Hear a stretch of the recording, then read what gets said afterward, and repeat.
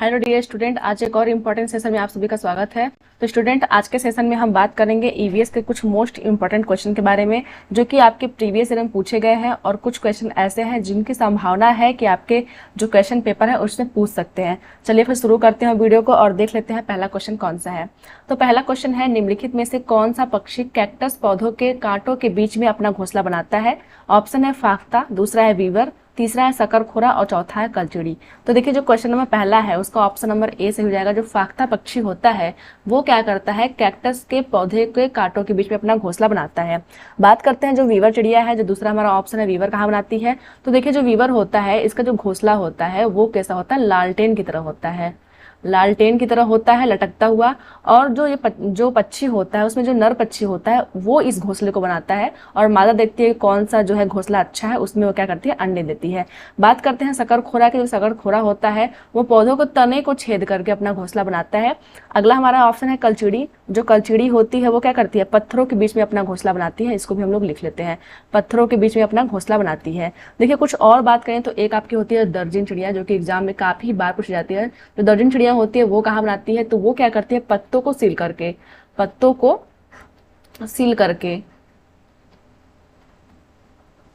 अपना घोंसला बनाती है, क्योंकि इसका नाम ही दर्जिन है और दर्जी क्या करता है, कपड़ों को सिलने का काम करता है। इसलिए जो चिड़िया होती है ये पत्तों को सील करके अपना घोंसला बनाती है। देखिए, कौवा जो होता है, जो कौवा आपका होता है वो क्या करता है, पौधे के सबसे ऊंची डाल पे, ऊंची डाल हम लोग लिख लेते हैं, ऊंची डाल पे अपना घोंसला बनाता है। आगे बात करते हैं शुतुरमुर्ग की। शुतुरमुर्ग जो होता है वो कहाँ बनाता है, तो वो आपका जमीन बनाता है, जमीन पे गड्ढा खोद कर अपना अंडा उसे वहीं पे देता है। गिद्ध की बात करें तो जो गिद्ध होता है, गिद्ध जो होता है वो कहाँ करता है, सुनसान जगह पे, सुनसान जगह पे अपना घोंसला बनाता है।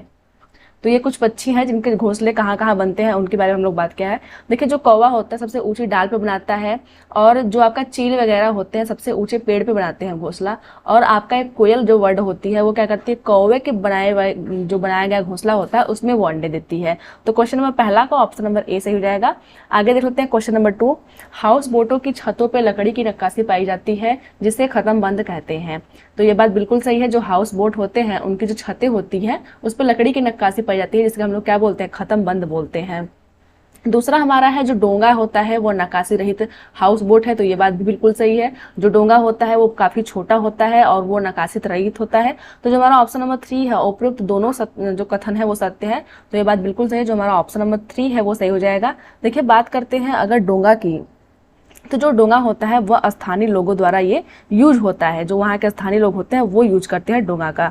और बात करते हैं अगर हाउस बोट की, तो जो हाउस बोट की कुल लंबाई होती है, लंबाई की बात करें तो ये आपका कितना होता है, 80 फीट तक ये लंबा होता है। और ये जो यूज होता है वो टूरिस्टों के लिए यूज होता है, एक स्थान से दूसरे स्थान तक जाने के लिए टूरिस्ट लोग इसका यूज करते हैं। तो क्वेश्चन नंबर 2 का ऑप्शन नंबर 3 सही है। आगे बढ़ते हैं क्वेश्चन नंबर 3 की तरफ। नीचे दिए गए पक्षियों की कौन सी प्रजाति झटके से अपनी गर्दन आगे पीछे करती है? क्या वो उल्लू करता है, दूसरा है कौवा, तीसरा है बसंत गौरी और चौथा है मैना। तो देखिए, जो ऑप्शन नंबर डी है वो सही हो जाएगा। जो मैना होती है वो क्या करती है, झटके से अपनी गर्दन आगे पीछे करती है। उल्लू की बात करें तो जो उल्लू हमारा होता है उसका अधिकांश जो सिर होता है, अधिकांश जो सिर होता है वो आपका घूम जाता है, या हम लोग बोल सकते हैं 360 डिग्री जो होता है इसका सर घूम जाता है। तो क्वेश्चन नंबर 3 का ऑप्शन नंबर डी जो है वो सही हो जाएगा। आगे बात करते हैं क्वेश्चन नंबर 4 हमारा है, बगुला भैंस पर बैठता है क्योंकि। जो बगुला होता है वो भैंस पर बैठता है क्यों? पहला है, बगुला मनोरंजन के लिए भैंस पर बैठता है। दूसरा है, भैंस बगुले को एक स्थान से दूसरे स्थान तक आने जाने में मदद करती है। तीसरा है, बगुला भैंस को डराना चाहता है। और चौथा है, बगुला तथा भैंस में सहजीवन का संबंध है। तो जो हमारा ऑप्शन नंबर डी है वो सही हो जाएगा। जो बगुला और भैंस है उनमें क्या है, सहजीवन का संबंध है, इसीलिए जो बगुला होता है वो भैंस पे बैठता है। देखिए, जो सहजीवन होता है उसका मतलब होता है साथ साथ रहना, इसका मतलब कि एक दूसरे को लाभ पहुंचाना। एक हमारा एग्जाम्पल होता है लाइकेन।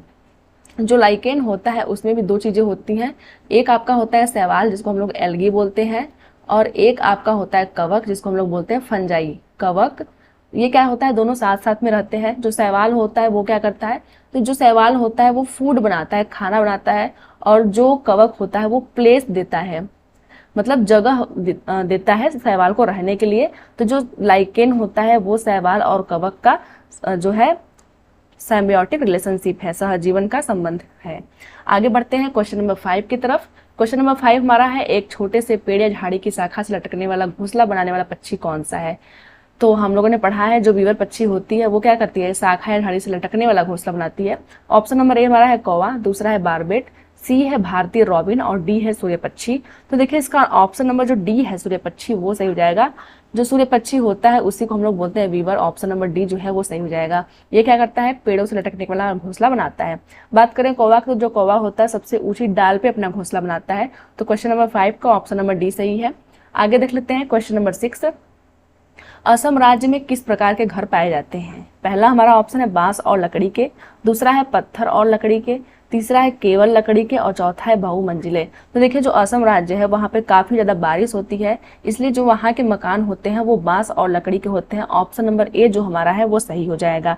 बात करते हैं ऊंचाई की, तो देखिए इनकी जो ऊंचाई होती है वो 10 से 12 फीट तक ऊंची होती है, या फिर हम लोग बोल सकते हैं 3 से 3.5 मीटर जो होता है इनकी ऊंचाई होती है। आपको एग्जाम में दोनों दे सकता है, 10 से 12 फीट भी दे सकता है और 3 से 3.5 मीटर भी दे सकता है। तो आप लोग इसको याद रखोगे। तो क्वेश्चन नंबर 6 का ऑप्शन नंबर जो पहला है वो सही हो जाएगा। आगे बात करते हैं क्वेश्चन नंबर 7 की। क्वेश्चन नंबर 7 हमारा है, रेगिस्तानी ओक एक पेड़ का नाम है जिसकी जड़ें उस गहराई तक जमीन के भीतर जाती हैं जब तक कि पानी तक न पहुंच जाए। इस पेड़ की जड़ों की गहराई इस पेड़ की ऊंचाई के लगभग 30 गुना होती है। यह पेड़ कहाँ पाया जाता है। तो देखिए जो रेगिस्तानी जो ओक है वो कहाँ पाया जाता है, क्या वो ऑस्ट्रेलिया में पाया जाता है, दूसरा है रूस में, तीसरा राजस्थान में और चौथा है अबू धाबी में। तो देखिए जो राजस्थानी ओक होता है वो कहाँ पाया जाता है, ऑस्ट्रेलिया में पाया जाता है। ऑप्शन नंबर जो हमारा ए है वो सही हो जाएगा। बात करते हैं इसकी ऊंचाई की, तो देखिए हम लोगों ने पढ़ा है जो इसकी ऊंचाई होती है वो कितनी होती है, 4 मीटर तक ये ऊंचा होता है। अब बोल रहा है जो इसकी जड़ों की जो लंबाई होती है, जो जड़ें होती हैं वो कितनी लंबी होती है, जो उसकी ऊंचाई होती है उसकी 30 गुनी होती है। तो जो अगर ऊंचाई उसकी 4 मीटर है, अगर हम लोग उसका 30 गुना कर देते हैं, इसका मतलब जो जड़ें होती हैं वो लगभग 120 मीटर तक गहराई तक जा सकती हैं। इसकी एक और मान्यता है, जो राजस्थानी ओक होते हैं उनके जो तने होते हैं, तने के बीच में पानी इकट्ठा होता है। तो ये जो स्थानीय लोग यहाँ के होते हैं, इस तने के भीतर जो होती है वो पतली पाइप डालकर के पानी को निकाल लेते हैं और उसका यूज करते हैं पीने के लिए। तो क्वेश्चन नंबर 7 का ऑप्शन नंबर ए जो है वो सही हो जाएगा। आगे बात करते हैं क्वेश्चन नंबर 8 की। तो क्वेश्चन नंबर 8 हमारा आपको दिया है, निम्नलिखित में से सत्य कथन को चुनिए। सत्य कथन को देखना है। पहला है, हाथी गंदे पानी में खेलना पसंद करता है क्योंकि इससे इनके शरीर को ठंडक मिलती है। तो ये बात बिल्कुल सही है, जो हाथी होता है वो गंदे पानी में खेलता है। क्यों खेलता है, क्योंकि इससे उस शरीर को ठंडक मिलती है। दूसरा हमारा है, अधिकांश हाथी दिन में लगभग 8 घंटे सोना पसंद करते हैं। तो देखिए जो हमारा स्टेटमेंट नंबर जो बी है वो गलत है। जो हाथी होता है वो 2 घंटे ही सोता है, 2 से 4 घंटे तक सोता है, इसलिए जो हमारा ऑप्शन नंबर जो बी है वो गलत हो जाएगा।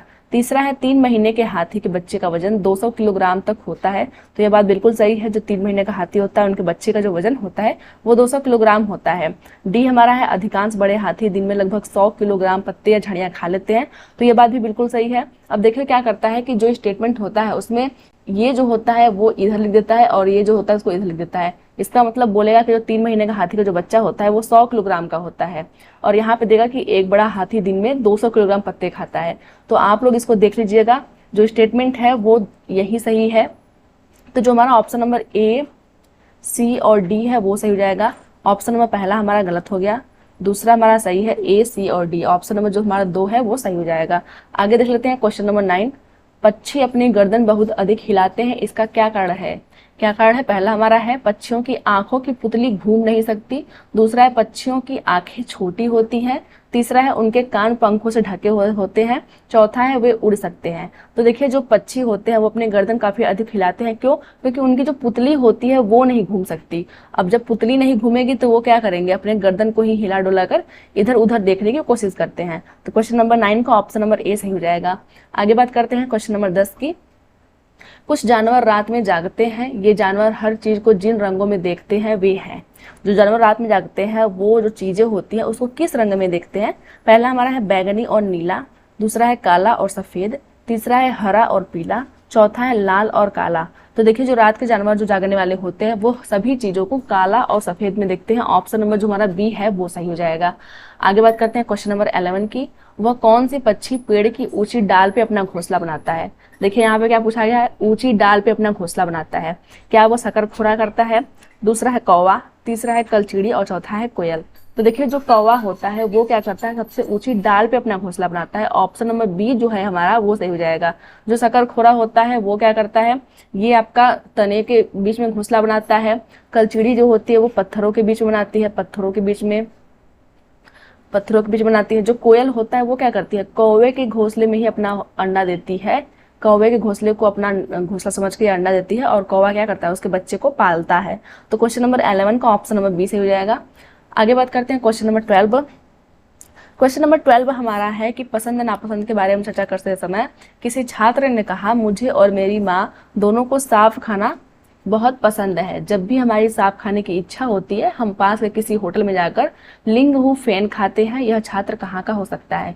तो देखिए लिंग हु फेन, सबसे पहली बात है कि ये क्या है, तो ये एक व्यंजन का नाम है जिसको हम लोग खाते हैं। अब ये छात्र कहाँ का है, क्या ये छात्र असम का है, दूसरा है क्या ये हांगकांग का है, तीसरा है क्या ये उड़ीसा का है, और चौथा है क्या ये अरुणाचल प्रदेश का है। तो देखिए जो बच्चा है वो कहाँ का है, हांगकांग का है। ऑप्शन नंबर जो हमारा 2 है वो सही हो जाएगा। जो हांगकांग के लोग होते हैं वो सर्प से बना हुआ भोजन खाते हैं।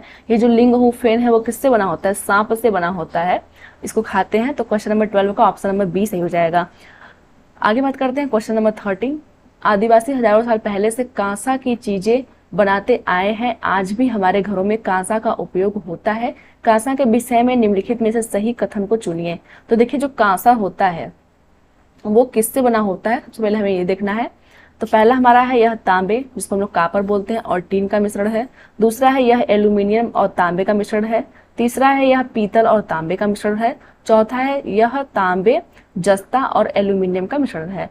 तो देखिए जो कांसा होता है उसमें क्या होता है, इसमें होता है कॉपर प्लस आपका टीन होता है। कॉपर और टीन मिलाकर आपका क्या बनाता है, तांबा। तो जो हमारा ऑप्शन नंबर पहला है वही सही हो जाएगा। देखिए और एक होता है पीतल। पीतल जो होता है वो क्या होता है, ये आपका बनता है Cu प्लस Zn से। जस्ता और जो आपका कॉपर है दोनों मिलाकर के पीतल बनाते हैं। तो ये भी आपसे एग्जाम में पूछ सकता है, तो ये आप याद कर लेंगे।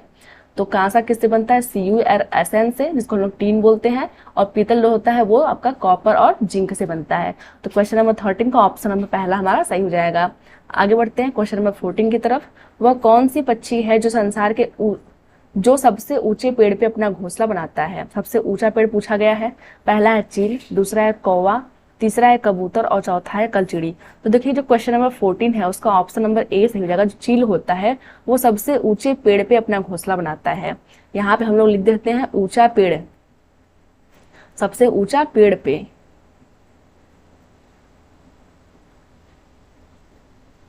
सबसे ऊंचा पेड़ पे बनाता है। और जो आपका कौवा होता है वो कहाँ बनाता है, सबसे ऊंची डाल पे बनाता है, ऊंची डाल पे अपना घोंसला बनाता है। तो क्वेश्चन नंबर 14 का ऑप्शन नंबर ए जो है वो सही जाएगा। कबूतर की बात करें तो जो कबूतर होता है हमारे ही घरों में घोंसला बनाता है। जो कलचिड़ी होती है वो क्या करती है, पत्थरों के बीच में अपना घोंसला बनाती है। तो क्वेश्चन नंबर 14 का ऑप्शन नंबर ए सही है। आगे बात करते हैं क्वेश्चन नंबर 15। पर्वतारोही जिस टेंट में रहते हैं उन्हें उसमें ठंड नहीं लगती है क्योंकि यह टेंट बना होता है। तो देखिए जो पर्वतारोही होते हैं वो टेंट में रहते हैं और उनको उसमें ठंड नहीं लगती है। क्यों, क्योंकि पहला है कि यह याक के बालों से बना होता है, दूसरा है गर्म ऊन से बना होता है, तीसरा है मोटे कपड़ों से बना होता है, और चौथा है कि दो तह वाली प्लास्टिक शीट से बनी होती है। तो देखिए जो आपका पर्वतारोही होते हैं उनका जो टेंट उनका होता है वो क्या होता है, 2 तह वाली प्लास्टिक शीट से बनी होती है। ऑप्शन नंबर 4 सही हो जाएगा। जब 2 तह वाली प्लास्टिक शीट होती है तो जो वायु होती है उस प्लास्टिक शीट के बीच में फंस जाती है और अंदर जो होती है वो गर्मी बनी रहती है। बात करते हैं याक के बालों से। तो देखिए लद्दाख की एक जनजाति है चांगपा जनजाति। चांगपा जनजाति जो है वो क्या करती है, वो बनाती है याक के बालों से अपना टेंट, और उस टेंट को हम लोग बोलते हैं क्या है, उस टेंट को हम लोग बोलते हैं रेबो। आप इसको भी याद रखोगे, जो रेबो है वो एक टेंट का नाम है। किस चीज से बनता है, याक के बालों से बनता है। और कौन बनाता है, तो चांगपा जनजाति बनाती है। चांगपा जनजाति है वो कहाँ रहती है, वो रहती है लद्दाख में। तो क्वेश्चन नंबर 15 का ऑप्शन नंबर 4 से हो जाएगा। आगे बात करते हैं क्वेश्चन नंबर 16 की। निम्नलिखित पक्षियों में से वह कौन सी पक्षी है जो गर्दन को काफी हद तक पीछे घुमा सकता है। यहाँ हम लोग बोल सकते हैं 360 डिग्री घुमा सकता है।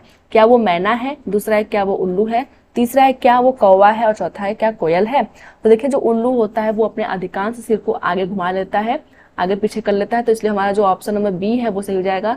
मैना की बात करें तो मैना क्या करती है, सिर को झटके से घुमाना।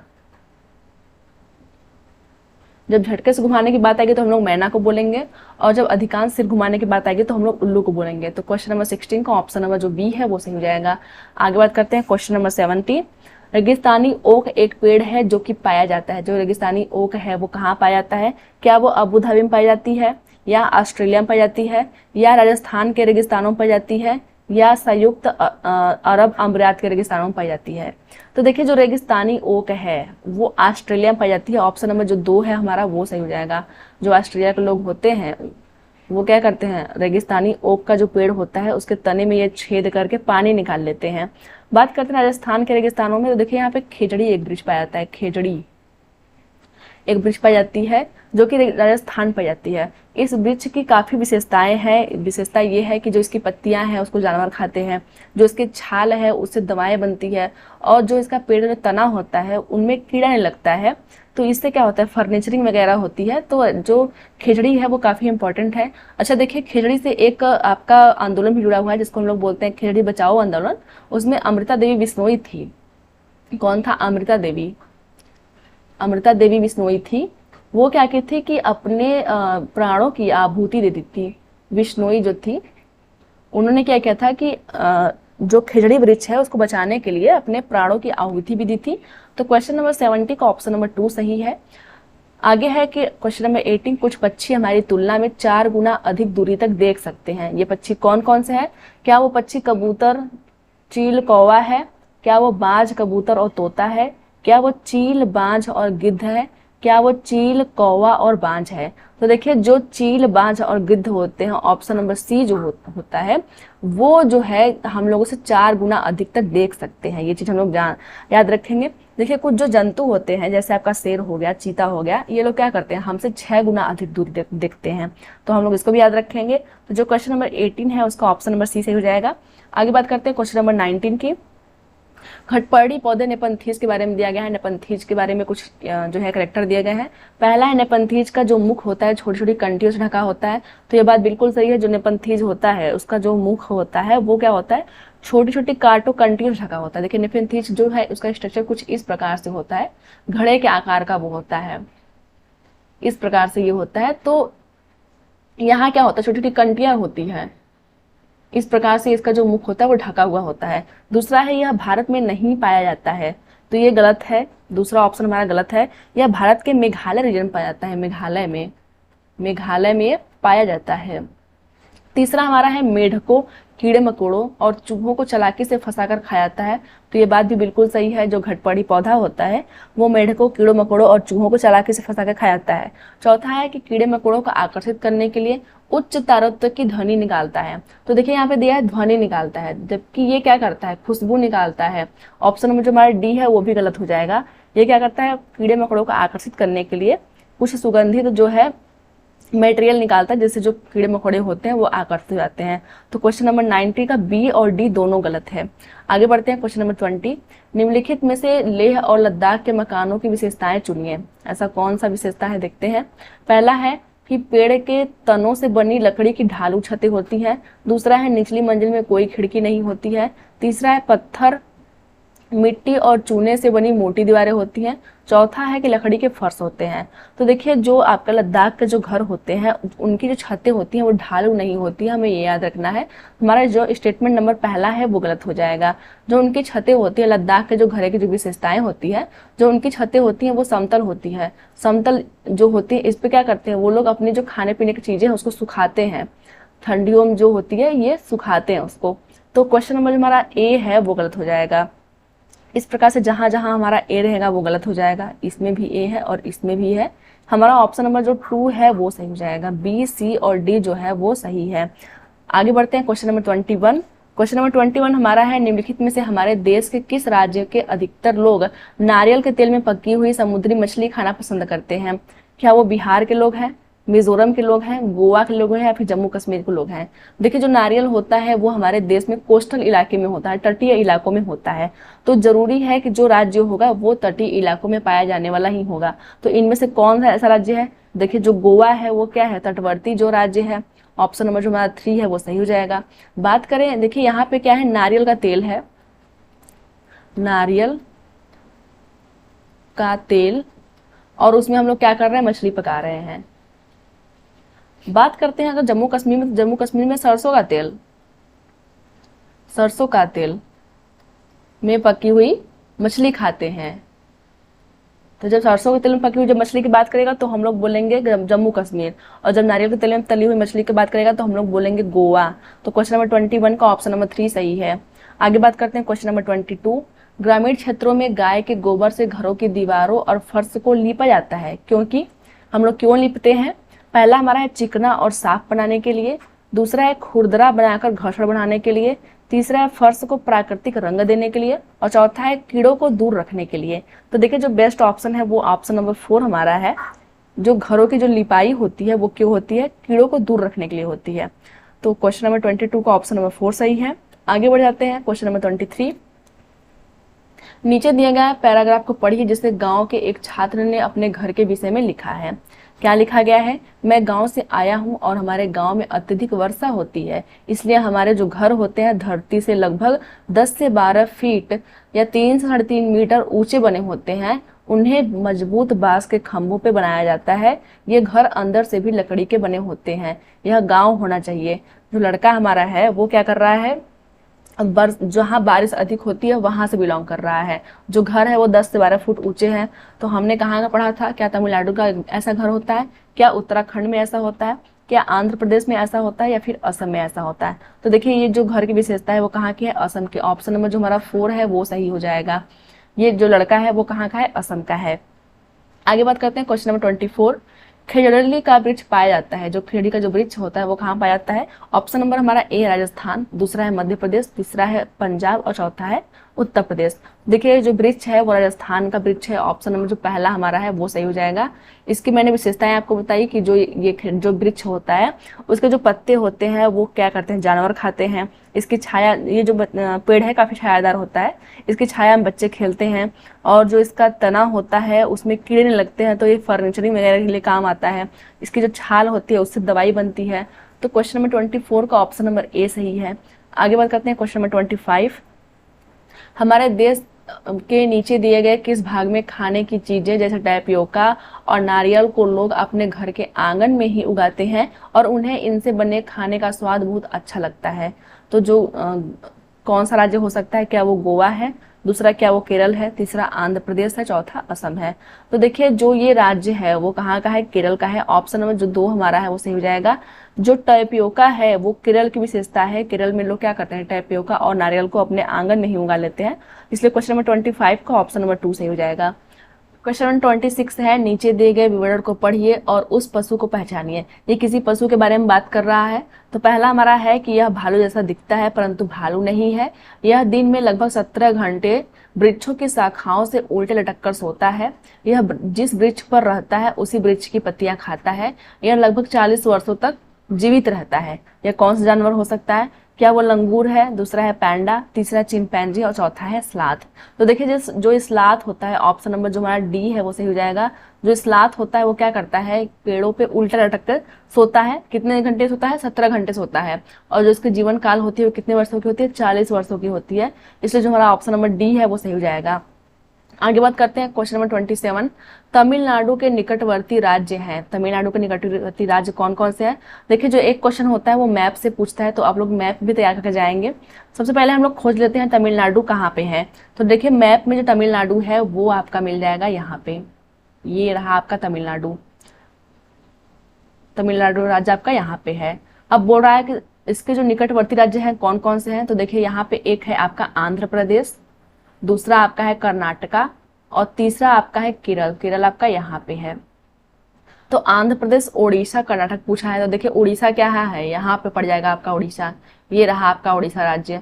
और बोल रहा है कर्नाटक, तो जो आपका कर्नाटक है वो आपका कहाँ पड़ेगा? ये आपका पड़ जाएगा यहाँ पे। तो पहला ऑप्शन तो होगा नहीं। दूसरा है केरल, आंध्र प्रदेश और महाराष्ट्र। तो देखिए जो महाराष्ट्र है वो आपका कहाँ है? महाराष्ट्र आपका यहाँ पे है। जबकि जो हमारा तमिलनाडु है, तमिलनाडु हमारा यहाँ पे है। तो ये तो होगा नहीं, दूसरा भी ऑप्शन आपका गलत हो जाएगा। तीसरा है कर्नाटक, छत्तीसगढ़ और केरल। तो देखिए जो आपका छत्तीसगढ़ है वो यहाँ पे है। ये रहा आपका छत्तीसगढ़। और अब जो आपका तमिलनाडु है वो यहाँ पे है, इसलिए होगा नहीं। तो सी भी जो हमारा 3 ऑप्शन है वो भी गलत हो जाएगा। चौथा हमारा है आंध्र प्रदेश, केरल और कर्नाटक। तो ये बात बिल्कुल सही है, आंध्र प्रदेश आपका यहाँ पे है, केरल आपका यहाँ पे है और कर्नाटका आपका यहाँ पे है, जो कि तमिलनाडु से सीमा लगाता है अपना। तो क्वेश्चन नंबर 27 का ऑप्शन नंबर 4 सही हो जाएगा। आप लोग एक बार मैप को देख के जाएंगे कौन सा राज्य कहाँ पे किससे सीमा लगाता है, तो इससे आपका एक क्वेश्चन जो है वो बन जाएगा। तो क्वेश्चन नंबर 27 का ऑप्शन नंबर 4 सही है। आगे हम देखते हैं क्वेश्चन नंबर 28। पशुओं की त्वचा पे विभिन्न पैटर्न होते हैं, क्या दिखाते हैं? उनकी शारीरिक शक्ति को इंगित करते हैं। दूसरा है परावर्तित प्रकाश के कारण होते हैं। तीसरा है उनकी त्वचा पे बालों के कारण होते हैं। और चौथा है उस जलवायु कारण होते हैं जिनमें वे रहते हैं। तो देखिए जो क्वेश्चन नंबर 28 है उसका ऑप्शन नंबर सी जो है वो सही हो जाएगा। जो उनके ऊपर जो पैटर्न होते हैं, जैसे मान लीजिए जो जेब्रा होता है, जो जेब्रा होता है उसके बॉडी पे क्या होता है, आपका ब्लैक और व्हाइट रंग के बैंड बने होते हैं, पट्टियां बनी होती हैं। तो वो जो होता है वो उनकी बालों की वजह से होते हैं। तो ऑप्शन नंबर सी सही है। देखिए जो ऑप्शन नंबर डी है जलवायु के कारण, तो जो जलवायु होती है उसकी वजह से क्या होता है, वार्षिक वलय बनते हैं। जो पौधे में क्या होता है, पौधों में वार्षिक वलय। अब ये क्या होता है, देखिए जब भी हम लोग पौधों को काटते हैं तो क्या, जब उनके तनों को काटते हैं तो क्या होता है, उनके तनों पे कुछ इस प्रकार से गहरे और हल्के रंग के जो है बैंड दिखाई देते हैं इस प्रकार से। इसी को हम लोग बोलते हैं वार्षिक वलय। तो ये क्या होता है, जलवायु के कारण होता है। जब गर्मी पड़ती है तो जो वार्षिक वलय होते हैं उनमें क्या होता है, वो डार्क कलर के बनते हैं। और जब बारिश होती है तो जो ये वलय होते हैं वो आपके लाइट कलर में बनते हैं, हल्के कलर में बनते हैं। उस हिसाब से हम लोग इनको गिन करके ये बता सकते हैं कि जो हमारा प्लांट है, जो हमारा पेड़ है, उसकी आयु कितनी है। तो जलवायु की बात करता है तो पौधों में वार्षिक वलय बनता है, और इसकी वजह से हम लोग पता लगा सकते हैं कि जो प्लांट हमारा जो पौधा है वो कितने साल का हुआ है। तो क्वेश्चन नंबर 28 का ऑप्शन नंबर सी सही हो जाएगा। आगे देख लेते हैं 29 नंबर का क्वेश्चन। सांपों के संदर्भ में सही कथन चुनिए। सांप के बारे में देखना है हमें। पहला हमारा है, हमारे देश में केवल 4 तरह के जहरीले सांप पाए जाते हैं। तो देखिए जो हमारा ऑप्शन नंबर ए है वो तो सही है। हमारे जो भारत है उसमें क्या होता है, 4 प्रकार के जहरीले सांप पाए जाते हैं। कौन कौन से? तो पहला हमारा होता है कौन, कोबरा होता है, कोबरा। दूसरा आपका होता है कौन सा, करैत, करैत। तीसरा आपका होता है दुबोइया, दुबोइया। और चौथा आपका कौन सा होता है, अफाई। ये जो 4 प्रकार के जो सांप होते हैं वो पाए जाते हैं भारत में। तो ये बात बिल्कुल सही है। दूसरा हमारा है नाग, जिसको हम लोग कोबरा बोलते हैं, जहरीले सांपों का एक प्रकार है। तो यहाँ हम लोगों ने लिखा हुआ है कोबरा, तो ये बात बिल्कुल सही है, उसका एक प्रकार है। तीसरा है जहरीले सांपों को 4 खोखले दांत होते हैं। जब सांप काटता है तो जहर इन खोखले दांतों से उनके शरीर में चला जाता है। तो देखिए ये बात बिल्कुल सही है कि जो सांप होता है जब वो काटता है तो जो जहर होता है शरीर में चला जाता है। लेकिन यहाँ पे दिया है 4 खोखले दांत होते हैं, तो हम लोगों ने कभी भी नहीं देखा है। हम लोगों ने देखा है सांप के 2 जहरीले दांत होते हैं, 2 खोखले दांत होते हैं। तो जो ऑप्शन नंबर सी है वो गलत हो जाएगा। डी बोल रहा है सांप के काटने की दवा सांप के जहर से बनाई जाती है। तो ये बात बिल्कुल सही है। जब भी सांप काटता है तो एंटी वेनम नाम की दवा दी जाती है, वो भी सांप के जहर से ही बनती है। ऑप्शन नंबर डी भी सही हो जाएगा। तो जिस स्टेटमेंट में सी दिया है वो गलत हो जाएगा। यहाँ पे सी है तो ये गलत हो जाएगा, यहाँ पे सी है तो ये भी गलत हो जाएगा, और चौथे ऑप्शन में भी आपका सी है तो ये भी गलत हो जाएगा। ऑप्शन नंबर जो हमारा तीसरा है वो सही हो जाएगा। आगे बढ़ते हैं क्वेश्चन नंबर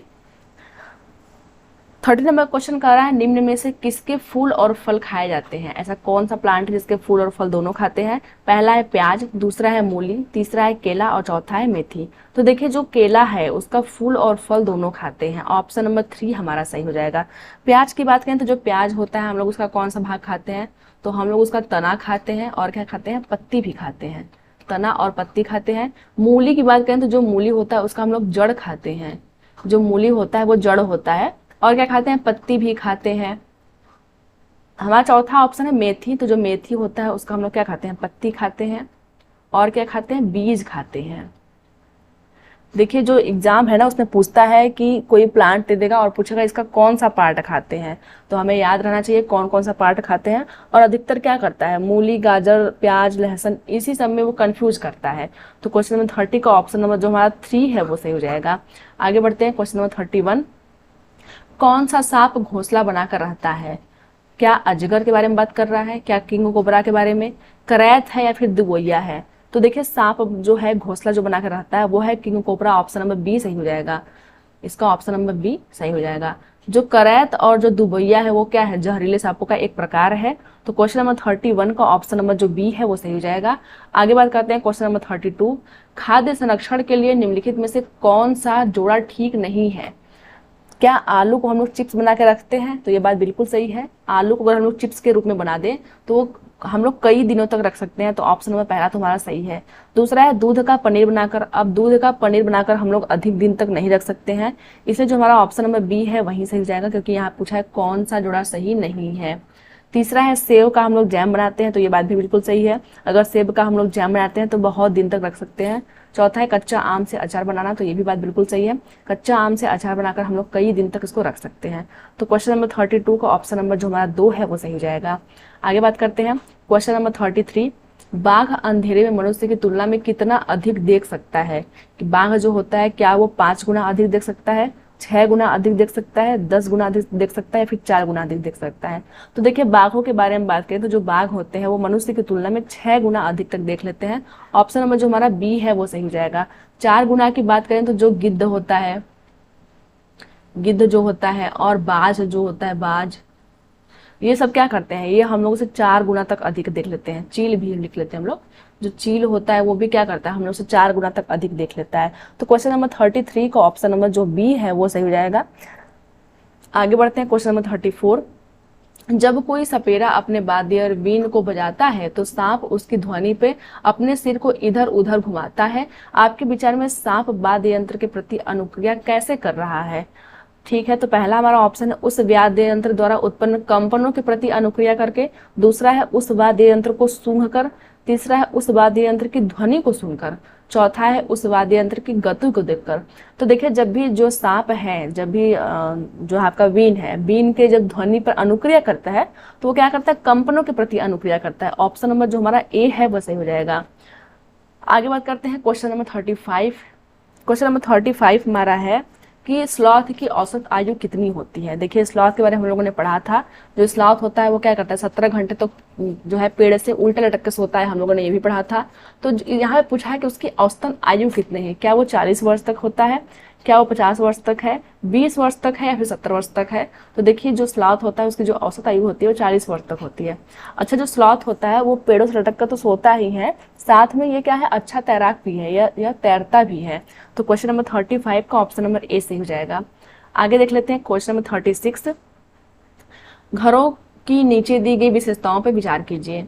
ठीक है, यहाँ पे दिया है लेह और लद्दाख के घरों में ऊपर दी गई कौन सी विशेषताएं पाई जा सकती हैं। यहाँ क्या है, पाई जा सकती हैं। पहला है निचली मंजिल में कोई खिड़की नहीं है, तो ये बात बिल्कुल सही है, जो भी लद्दाख के जो घर होते हैं उनमें जो निचली मंजिल होती है उसमें कोई भी खिड़की नहीं होती है।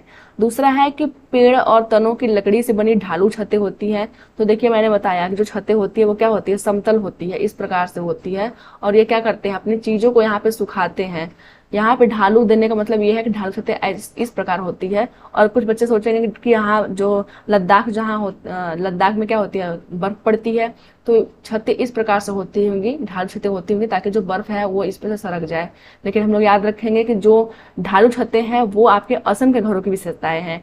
ढालू छतें असम में पाई जाती हैं, जो लद्दाख होता है वहां पे समतल छतें पाई जाती हैं। तो ऑप्शन नंबर जो बी हमारा है वो गलत हो जाएगा। आगे है कि पत्थर के खंभों पर जमीन से लगभग 10 से 12 फीट की ऊंचाई तक जो है घर बने होते हैं। देखिए 10 से 12 फुट की बात हम लोगों ने असम के घरों की विशेषताओं के बारे में बात किया था, तो ऑप्शन नंबर सी भी हमारा गलत हो जाएगा। चौथा है पत्थर, गारा और चूने से बनी मोटी दीवारें होती हैं, तो ये बात बिल्कुल सही है। पांचवा है लकड़ी के फर्श होते हैं, तो ये भी बात बिल्कुल सही है, लकड़ी के फर्श होते हैं। तो ए, डी और ई हमारा सही हो जाएगा। तो कहाँ पे है, यहाँ पे नहीं है, यहाँ भी नहीं है। तीसरा ऑप्शन हमारा सही हो जाएगा ए, डी और ई। बढ़ते हैं अगले क्वेश्चन की तरफ। Question number 37। नीचे दिए गए सभी जानवरों में निम्नलिखित में से कौन सी विशेषताएं पाई जाती हैं। जानवर कौन कौन से हैं, छिपकली है, गौरैया है, कछुआ है और सांप है। तो कौन कौन सी विशेषताएं पाई जाती है हमें ये देखना है। तो ऑप्शन नंबर ए है कि वे जहरीले होते हैं। तो देखिए जो सांप होता है, सांप और छिपकली तो जहरीली होती है, लेकिन गौरैया और कछुआ जहरीला नहीं होता, इसलिए हमारा जो ऑप्शन नंबर पहला है वो गलत हो जाएगा। दूसरा है कि वे भूमि एवं जल दोनों में रह सकते हैं। तो देखिए जो सांप और कछुआ होते हैं वो भूमि और जल दोनों में रहते हैं, लेकिन जो गौरैया और जो छिपकली होती है वो भूमि और जल में दोनों में नहीं रह सकती है, इसलिए जो ऑप्शन नंबर बी है वो भी गलत हो जाएगा। तीसरा है उनके शरीर सल्क से ढके होते हैं। तो देखिए जो सल्क होता है वो आपका सांप के ऊपर पाया जाता है, छिपकली के भी ऊपर पाया जाता है, लेकिन गौरैया और कछुआ के ऊपर नहीं पाया जाता है। जो कछुआ होता है उसके ऊपर क्या होता है, हार्ड कैल्शियम कार्बोनेट का एक कवच होता है, और जो गौरैया होती है उसके ऊपर क्या होते हैं, फीदर्स लगे होते हैं, मतलब पंख से ढके होते हैं इसका शरीर। तो ये ऑप्शन भी हमारा गलत हो जाएगा। चौथा है कि वे अंडे देते हैं। तो देखिए छिपकली भी अंडा देती है, गौरैया भी अंडा देती है, कछुआ भी अंडा देता है और सांप भी अंडा देता है, इसलिए जो हमारा ऑप्शन नंबर डी है वो सही हो जाएगा, वे अंडे देते हैं। ऑप्शन नंबर 4 हमारा सही है। आगे देख लेते हैं क्वेश्चन नंबर 38। निम्नलिखित में से ऐसे दो जानवरों के समूह को चुनिए जिनके आगे के दांत जीवन पर्यंत वृद्धि करते रहते हैं, अतः वे अपने दांतों को बहुत लंबा न होने देने के लिए वस्तुओं को कुतरते और काटते रहते हैं। तो कुतरने और काटने का काम कौन करता है? क्या सांप और गिलहरी करते हैं, क्या चूहा और गिलहरी करते हैं, छिपकली और कछुआ करते हैं, या फिर छिपकली और गिलहरी करते हैं? तो देखिए हम सभी जानते हैं कि चूहा और गिलहरी जो होते हैं उनके जो दांत जो होते हैं वो जीवन पर्यंत बढ़ते रहते हैं, इसलिए ये क्या करते हैं, चीजों को कुतरते हैं ताकि इनका दांत ना बढ़े। तो ऑप्शन नंबर बी जो हमारा है वो सही हो जाएगा। आगे देख लेते हैं क्वेश्चन नंबर 39। झूम खेती में अपनाई जाने वाली पद्धति के विषय में नीचे दिए गए कथनों पर विचार कीजिए। यहाँ पे झूम खेती के बारे में बात किया गया है। पहला हमारा स्टेटमेंट है, एक फसल प्राप्त करने काटने के पश्चात जो है जमीन को कुछ साल तक ऐसे ही छोड़ देते हैं। तो ये बात बिल्कुल सही है, जब हम लोग एक फसल काट लेते हैं जमीन को कुछ सालों तक ऐसे ही छोड़ देते हैं, तो जो हमारा स्टेटमेंट ए है वो सही हो जाएगा। दूसरा है, इस जगह जो बांस या खरपतवार जंगल उग आता है उसे उखाड़ कर जला देते हैं। तो ये बात भी बिल्कुल सही है, इसको उखाड़ जलाते हैं। तीसरा हमारा है, खरपतवार आदि को जलाने पर प्राप्त राख को खाद की तरह प्रयोग में लाते हैं। तो ये बात भी बिल्कुल सही है, ये जो हम लोग जलाते हैं तो जो राख बचती है उसको हम लोग खाद के रूप में यूज करते हैं। चौथा है, जब इस जमीन में खेती की जाती है तो बीज छिड़कने से पहले इसे गहरा जोता जाता है।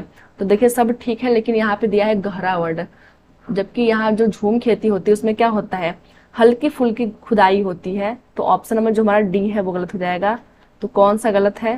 केवल डी गलत है। ऑप्शन नंबर जो हमारा 3 है वो सही हो जाएगा, केवल डी जो है वो गलत है, बाकी सब सही है। आगे बढ़ते हैं क्वेश्चन नंबर 14। नीचे दिए गए कौन सा कथन मधुमक्खी और छत्तों के विषय में सही नहीं है? यहाँ नहीं पूछा गया है। पहला है, छत्ते में केवल कुछ नर मक्खियां होती हैं। तो ये बात बिल्कुल सही है। देखिए जो मधुमक्खी होती है, मधुमक्खी 3 प्रकार की होती है। कौन कौन सी होती है? तो एक होती है रानी मक्खी, दूसरी होती है वर्कर मक्खी, इसको हम लोग क्या बोल सकते हैं, काम करने वाली मक्खी, वर्कर मक्खी इसको हम लोग बोलते हैं। और तीसरा आपका होता है नर मक्खी। तो ये आपका हो गया नर मक्खी।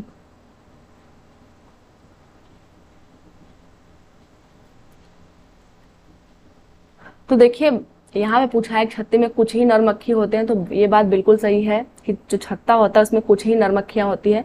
दूसरा है, छत्ते में बहुत सारी काम करने वाली मक्खियां होती हैं। तो ये बात भी बिल्कुल सही है, जो काम करने वाली मक्खियां होती है वो संख्या में सबसे अधिक होती है। तीसरा है, नर मक्खियां छत्तों के लिए अत्यंत महत्वपूर्ण होती है। तो देखिए यहाँ जो पूछा है नर मक्खियां छत्तों के लिए अत्यंत महत्वपूर्ण होती है, तो ये बात बिल्कुल गलत है और ऑप्शन के हिसाब से यही सही होगा, क्योंकि हमारा क्वेश्चन पूछा गया है ये कौन सही नहीं है। तो जो नर मक्खियां होती है वो छत्ते के लिए इंपॉर्टेंट नहीं होती है। नर मक्खियों का सिर्फ इतना ही काम होता है कि ये फर्टिलाइजेशन के लिए काम आती है। चौथा हमारा है, प्रत्येक छत्ते में एक रानी मक्खी होती है जो अंडे देती है। तो ये बात बिल्कुल सही है, एक छत्ते में एक ही रानी मक्खी होती है। अब ये कैसे पॉसिबल है? तो देखिए एक छत्ते में कई रानी मक्खियां होती हैं, लेकिन बात ये होती है कि जो रानी मक्खी पहले निकलती है छत्ते में से वो क्या करती है, अन्य रानी मक्खियों को मार देती है। इस प्रकार प्रत्येक छत्ते में केवल एक ही रानी मक्खी होती है। मक्खियों की एक और विशेषता होती है कि अगर इन्हें कहीं भी जो है खाने के सोर्स का पता चलता है, इन्हें कहीं भी शहद वगैरह इन सब के बारे में जानकारी मिलती है, कहीं भी फ्लावर के बारे में जानकारी मिलती है, तो ये क्या करती है, डांस करके अन्य मक्खियों को बताती है। तो क्वेश्चन नंबर 40 हमारा है, उसका ऑप्शन नंबर सी सही हो जाएगा। आगे बात कर लेते हैं क्वेश्चन नंबर 41। हमारे देश के जंगलों में एक ग्राम पंचायत टीन नामक एक विशेष प्रकार की खेती के लिए आदिवासी लोगों को भूमि आवंटित करती है। तो टीन क्या है? जो टीन क्या है उसको पढ़ लेते हैं हम लोग। वह भूमि जिससे किसान एक टीन बीज उत्पादित करता है, दूसरा है आदिवासी किसानों के लिए विशेष प्रकार से रूपांतरित की गई भूमि की एक इकाई। तीसरा है वह भूमि जिस पर किसान एक टिन बीज उगाता है। चौथा है 100 मीटर इंटू 100 मीटर आयतन वाली एक भूमि। तो देखिए जो पहला ऑप्शन है कि एक टिन बीज उत्पादित करता है और तीसरा है कि उगाता है, इन दोनों में अंतर है। उत्पादित करना मतलब हम लोग फसल प्राप्त कर रहे हैं कितना, एक टिन, और उगाना मतलब हम लोग एक टिन बीज को बो रहे हैं खेत में। तो देखिए टिन जो खेती होती है उसके अंतर्गत वही होता है कि वह भूमि जिसपे किसान एक टिन बीज उगाता है, मतलब एक टिन बीज को खेत में बोता है, तो उसी को हम लोग बोलते हैं टिन खेती। ऑप्शन नंबर जो हमारा 3 है वो सही हो जाएगा। आगे बढ़ जाते हैं क्वेश्चन नंबर 42। पोचमपल्ली भारत के दक्षिण राज्य का एक कस्बा है जो सुंदरता से डिजाइन की गई चमकदार रंगों की पोचमपल्ली साड़ियों और विशेष प्रकार की बुनाई जिसे पोचमपल्ली ही कहते हैं के लिए प्रसिद्ध है। यह कस्बा अब किस राज्य में जो है, अब किस राज्य का भाग है? तो क्या वो कर्नाटक का भाग है, दूसरा केरल का, तीसरा है कि तेलंगाना का, चौथा है तमिलनाडु का। तो देखिए जो आपका पोचमपल्ली है वो तेलंगाना राज्य की विशेषता है। ऑप्शन जो नंबर जो हमारा 3 है वो सही हो जाएगा। देखिए जो अब यहाँ बोला है अब किस राज्य में है, इसका क्या मतलब है, जो पोचमपल्ली थी वो विशेषता थी आंध्र प्रदेश की। कहाँ की थी? आंध्र प्रदेश की थी। लेकिन जब क्या हुआ, जब 2 जून 2014 को जब आंध्र प्रदेश से तेलंगाना अलग हुआ तो जो विशेषता बन गई वो कहाँ की बन गई, तेलंगाना की बन गई। पहले ये विशेषता कहाँ की थी, आंध्र प्रदेश की थी। तो क्वेश्चन नंबर 42 को ऑप्शन नंबर जो हमारा 3 है वो सही हो जाएगा। आगे बढ़ जाते हैं क्वेश्चन नंबर 43। केचुओं को किसान का मित्र माना जाता है, इसके लिए निम्नलिखित में से सही कारणों को चुनिए। पहला हमारा जो कारण है वो क्या है, केचुआ मृत पत्तियों और पौधों को खाते हैं तथा इनके मल से जमीन उपजाऊ बनती है। तो ये बात बिल्कुल सही है, जो केचुआ होते हैं वो मृत पत्तियों को खाते हैं और इनके मल से जमीन जो होती है वो उपजाऊ बनती है। दूसरा है केचुए खरपतवार खाते हैं जिससे मुख्य फसल की रक्षा होती है। अब देखिए खरपतवार कहते किसको है, अगर ये हमारा कोई मेन फसल है, सपोज करते हैं ये हमारा कोई फसल है रेड कलर से, और इनके बीच में कोई और पौधा उग जाता है जो कि अनवांटेड है, मतलब हमें नहीं चाहिए, इसका जो उत्पादन है ये हमें नहीं चाहिए, तो खरपतवार इसको भी कहते हैं। तो हम लोग याद रखेंगे कि मुख्य फसल के अलावा जितने भी चीजें खेत में उगती है उसको हम लोग खरपतवार के अंतर्गत लेते हैं। अब केचुओं को ये नहीं पता है कि कौन सी मुख्य फसल है और कौन सा खरपतवार है, इसलिए जो हमारा ऑप्शन नंबर बी है वो गलत हो जाएगा। केचुआ सिर्फ खरपतवार को नहीं खाते हैं, ये मृत पत्तियों और पौधों को खाते हैं। तो ऑप्शन नंबर जो हमारा बी है वो गलत हो जाएगा। तीसरा है केचुए जमीन में छेद बनाते हैं जिससे जमीन पोली हो जाती है। तो ये बात बिल्कुल सही है, केचुए जमीन में छेद बनाते हैं जिससे जमीन पोली होती है। चौथा है कि केचुए द्वारा बनाए गए छेदों में से जमीन को आसानी से हवा और पानी मिल जाता है। तो ये भी जो आपका स्टेटमेंट है वो बिल्कुल सही है। तो ए, सी और डी जहाँ पे रहेगा वो हमारा सही रहेगा। पहला हमारा ऑप्शन बी, सी, डी है तो ये होगा नहीं। दूसरा हमारा है ए, सी और डी, तो ये जो दूसरा हमारा स्टेटमेंट है वो सही हो जाएगा, ये हमारा सही है। आगे बढ़ते हैं क्वेश्चन नंबर 44। ग्रामीण क्षेत्रों के मकानों के ढांचे वहां की जलवायु की स्थिति से संबंधित होते हैं। एक गांव के मकानों के लक्षण नीचे दिए गए हैं, पढ़ लेते हैं हम लोग। मकान मजबूत बांस के खांबों पे बने होते हैं। दूसरा है अंदर से भी मकान लकड़ी के ही बने होते हैं। तीसरा है मकान जमीन से लगभग 3 मीटर से 3.5 मीटर ऊंचाई तक बने होते हैं। चौथा है मकानों की छतें ढालू होती हैं। यदि इस गांव में भारी वर्षा होती है तो यह गांव किस राज्य का होना चाहिए? तो क्या ये बिहार का है, क्या ये असम का है, तीसरा है उत्तर प्रदेश और चौथा राजस्थान। तो देखिए जो बिहार, उत्तर प्रदेश और राजस्थान होते हैं वहां पे अधिक वर्षा नहीं होती है। सबसे अधिक वर्षा कहाँ होती है? असम में होती है। ऑप्शन नंबर जो 2 हमारा है वो सही हो जाएगा। आगे बात कर लेते हैं 45। निम्नलिखित में से असत्य कथन कौन सा है? पहला है मिट्टी के घरों की दीवारें मोटी होती है। दूसरा है लद्दाख में पाए जाने वाले घरों की छतें ढलवा होती है। तीसरा है इग्लू गुंबद के आकार का होता है। और चौथा है असम में जमीन से 10 से 12 फुट ऊंचे बांस के मजबूत खांबों को बनाए जाते हैं। तो देखिए जो पहला हमारा ऑप्शन है वो बिल्कुल सही है, जो मिट्टी की जो दीवारें होती है वो मोटी होती है। लद्दाख में जो पाए वाली घरें होती है उनकी जो छतें होती है वो समतल होती है। तो ऑप्शन नंबर जो बी हमारा है वो सही हो जाएगा, क्योंकि यहाँ पूछा है कौन सा असत्य है। तीसरा हमारा है इग्लू के गुंबद, इग्लू जो होता है वो गुंबद के आकार का होता है। देखो जो इग्लू होता है वो बर्फ से बना हुआ घर होता है, बर्फ से बना हुआ, और बनाता कौन है? एस्किमो जनजाति। एस्किमो जो जनजाति होती है वो क्या करती है? इग्लू को बनाती है। इग्लू देखिए कुछ इस प्रकार से होता है, इस प्रकार से बना हुआ घर होता है। यहाँ छोटा सा दरवाजा होता है, या होल होता है जिससे जो आदमी होता है इसमें लेट के अंदर जाता है, क्योंकि ये काफी छोटा होता है, लेट के अंदर जाता है। और ये किसका होता है, बर्फ का बना हुआ घर होता है। देखिए ये बर्फ का बना हुआ घर होता है, लेकिन इसमें ठंडी नहीं लगती। क्यों? क्योंकि जो बर्फ होती है उसके बीच में वायु फंस जाती है जाकर के। इस प्रकार से जो अंदर जो गर्मी होती है वो बाहर नहीं निकल पाती और अंदर जो है गर्मी बनी रहती है। तो क्वेश्चन नंबर 45 का ऑप्शन नंबर बी सही हो जाएगा। आगे देख लेते हैं क्वेश्चन नंबर 46। उच्च जर तेज बुखार इसको बोलते हैं के साथ कपकपी जिसका उपचार सिनकोना पेड़ की छाल से किया जाता है वह है। तो देखिए सिनकोना पेड़ की छाल के बारे में बात किया गया है। पहला ऑप्शन है मियादी बुखार, दूसरा है मलेरिया, तीसरा है चिकनगुनिया और चौथा है डेंगू। तो देखिए जो ऑप्शन नंबर बी हमारा जो 2 है वो सही हो जाएगा। सिनकोना के छाल से जो होता है वो मलेरिया का उपचार होता है। ऑप्शन नंबर जो बी हमारा है वो सही हो जाएगा। आगे बात कर लेते हैं क्वेश्चन नंबर 47 की। 47 नंबर क्वेश्चन है एस्कीमो अपने घर इग्लू का निर्माण बर्फ से करते हैं, इसका क्या कारण है? तो देखिए हम लोगों ने इसके पहले वाले क्वेश्चन में पढ़ ही लिया है इग्लू के बारे में, फिर भी पढ़ लेते हैं। पहला ऑप्शन हमारा है बर्फ ठंडी हवा और पानी को अंदर आने नहीं देता है। दूसरा है बर्फ की दीवारों के बीच मौजूद हवा अंदर की गर्मी को बाहर जाने से रोकती है। तीसरा है बर्फ मुफ्त में मिलती है, अन्य सामग्री की कीमत अधिक होती है। चौथा है ध्रुवीय क्षेत्रों में केवल बर्फ ही उपलब्ध होते हैं।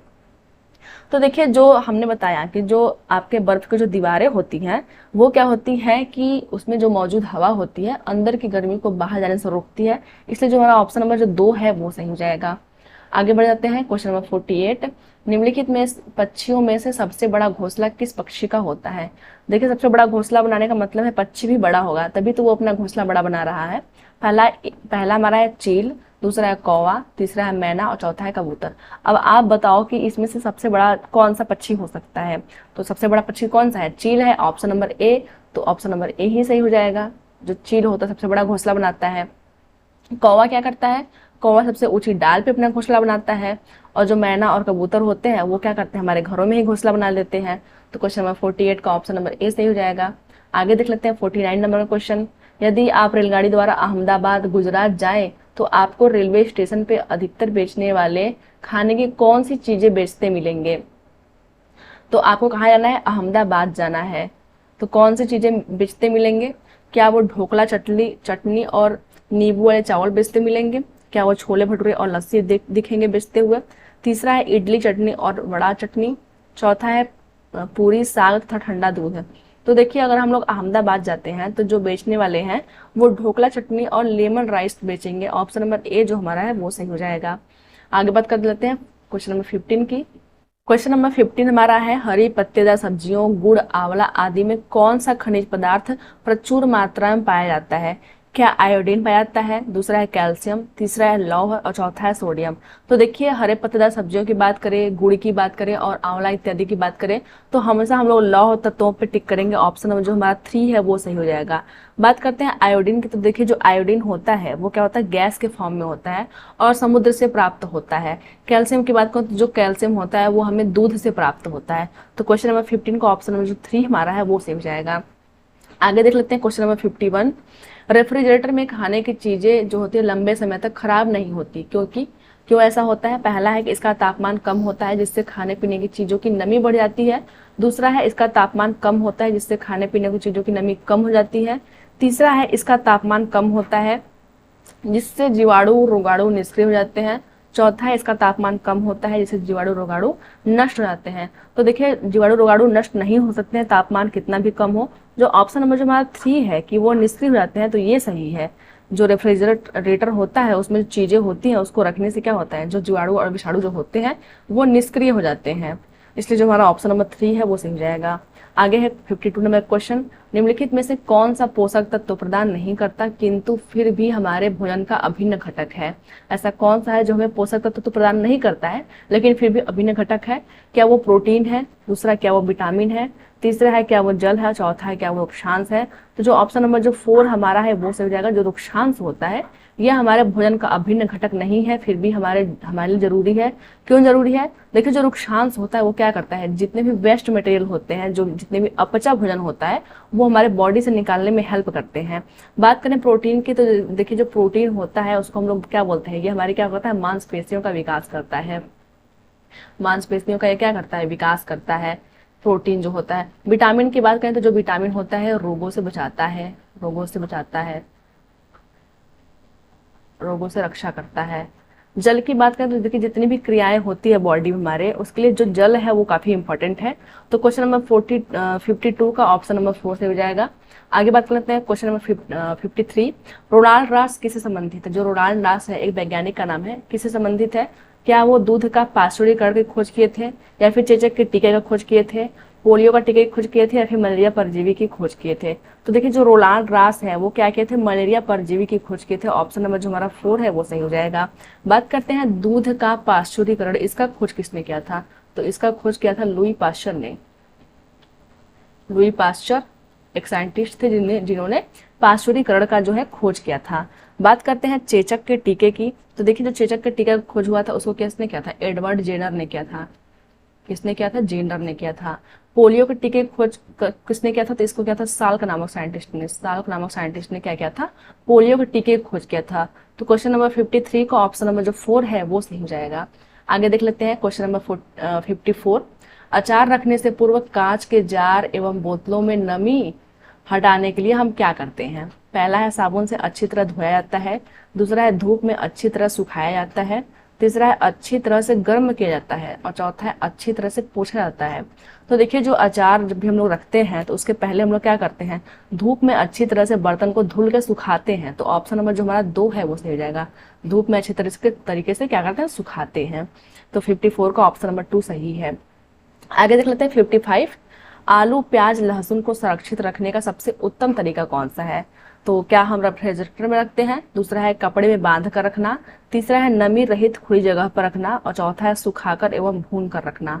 तो देखिए आलू प्याज लहसुन इन सभी को संरक्षित करने के लिए हम लोग नमी रहित खुली जगह पर रखते हैं। ऑप्शन नंबर जो हमारा 3 है वो सही हो जाएगा। कभी भी हम लोग रेफ्रिजरेटर में आलू प्याज लहसुन को नहीं रखते हैं। और कपड़े में बांध के रखने का मतलब यह है कि अगर फिर भी उसमें नमी लग जाती है तब भी वो खराब हो जाएगा। सुखा करके तो ठीक है, लेकिन अगर भून कर रखेंगे तो वो वैसे भी खराब हो जाएगा। तो 55 का ऑप्शन नंबर जो हमारा 3 है वो सही हो जाएगा। आगे है 56 नंबर क्वेश्चन।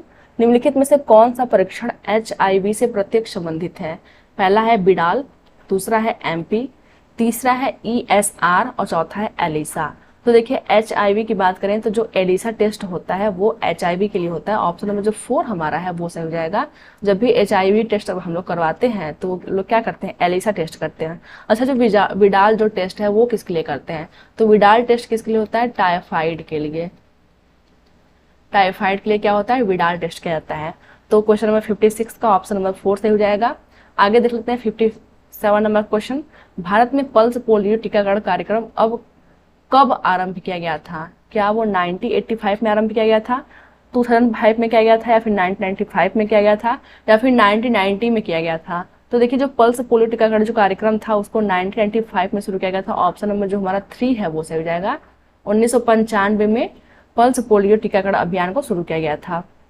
आगे देख लेते हैं 58 नंबर क्वेश्चन। मलेरिया रोग किसके कारण होता है? क्या वो प्लाज्मोडियम फाल्सीपारम की वजह से होता है, दूसरा है एंट अमीबा की वजह से, तीसरा है रेट्रोवायरस की वजह से, चौथा है साल्मोनेला की वजह से? तो देखिए जो मलेरिया रोग होता है वो होता है प्लाज्मोडियम फाल्सीपारम से। ऑप्शन नंबर जो हमारा A है वो सही हो जाएगा। जो मलेरिया रोग होता है उसमें हम लोग क्या करते हैं? सिनकोना की छाल का यूज करते हैं। तो 58 का ऑप्शन नंबर A जो है पहला जो है वो सही हो जाएगा। आगे है यदि एक अध्यापक आलू चावल ब्रेड व शक्कर के उदाहरणों का सहारा लेता है तो वह क्या पढ़ाना चाहता है? क्या वो विटामिन के बारे में बता रहा है, क्या वो कार्बोहाइड्रेट के बारे में बता रहा है, क्या वो प्रोटीन के बारे में पढ़ाना चाहता है, या फिर खनिज लवण के बारे में बताना चाहता है? तो देखिए अध्यापक क्या कर रहा है? आलू ले रहा है। अब आलू में क्या होता है? कार्बोहाइड्रेट होता है। चावल ले रहा है, चावल में भी क्या है? कार्बोहाइड्रेट है। ब्रेड में भी कार्बोहाइड्रेट है और शक्कर में भी कार्बोहाइड्रेट है। तो ऑप्शन नंबर जो 2 हमारा है वो सही हो जाएगा। कार्बोहाइड्रेट के बारे में पढ़ाना चाहता है जो टीचर है। बात करते हैं जो विटामिन होता है, तो विटामिन क्या करता है? रोगों से बचाव करता है हमें। अगर देखिए फलों के बारे में पढ़ा रहा है, सब्जियों के बारे में पढ़ा रहा है, तो उससे हम लोग विटामिन के बारे में बात कर सकते हैं। प्रोटीन के बारे में बात करें तो जब भी जो टीचर है आपका अगर सोयाबीन के बारे में बात कर रहा है, अंडे के बारे में बात कर रहा है, तो उससे हम लोग क्या बोलेंगे? प्रोटीन के बारे में बात कर रहा है वो। तो 59 का ऑप्शन नंबर 2 सही हो जाएगा। आगे देख लेते हैं क्वेश्चन नंबर 16। कुनैन नामक दवा प्राप्त होती है, कहाँ से प्राप्त होती है? क्या वह नीलगिरी के पौधे से प्राप्त होती है, दूसरा है एकोनाइट के पौधे से, तीसरा है सिनकोना के पौधे से और चौथा है जलीय पौधे से। तो देखिए जो क्विनैन नामक जो दवा होती है वो किससे प्राप्त होती है, सिनकोना के पौधे से प्राप्त होती है। ऑप्शन नंबर जो हमारा 3 है वो सही हो जाएगा। अच्छा, इसका यूज कहाँ होता है, तो इसका यूज जो होता है वो मलेरिया के लिए होता है। मलेरिया रोग में क्या होता है, सिनकोना के पेड़ से जो क्विनैन नामक दवा प्राप्त होती है उसका यूज होता है मलेरिया के उपचार में। तो क्वेश्चन नंबर 60 का ऑप्शन नंबर 3 सही है। तो फ्रेंड्स ये तो थी आज की वीडियो। आज की वीडियो कैसे आपको लगी जरूर बताइएगा। मिलते हैं फिर किसी वीडियो में, तब तक के लिए धन्यवाद।